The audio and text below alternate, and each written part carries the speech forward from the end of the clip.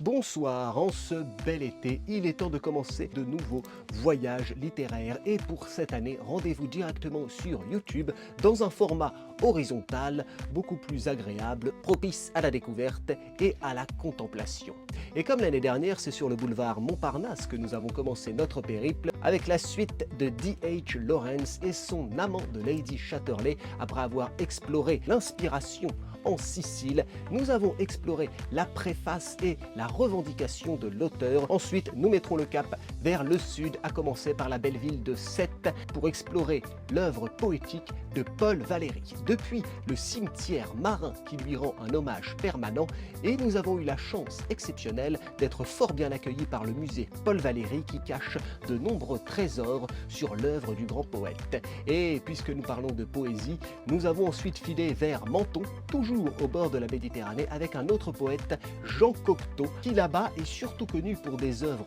illustrées, des sculptures, des peintures, des salles entières dont il a assuré la décoration, mais nous avons quand même retrouvé quelques textes formidables qui évoquent son passage à Menton, et ce, depuis le musée du Bastion, où nous avons été là aussi fort bien accueillis. Et puisque nous étions à Menton, nous en avons aussi profité pour faire un petit tour du côté du Jardin des Romanciers. Ce jardin qui était l'œuvre de l'auteur espagnol Blasco Ibáñez, dont nous avons déjà parlé d'ailleurs à Ibiza, mais qu'ici nous allons retrouver dans son dernier paysage, un superbe jardin tout à fait authentique que nous avons eu le privilège de visiter et où nous reparlerons un peu plus en profondeur, bien sûr, de l'œuvre de Blasco Ibáñez. Ces 4 premiers épisodes sont à retrouver sur la chaîne YouTube de Bernard Création, avec qui nous faisons ces nouvelles chroniques, en espérant qu'elles vous dépayseront et qu'elles vous donneront, lors de vos voyages, de découvrir aussi le patrimoine littéraire de tous ces beaux endroits.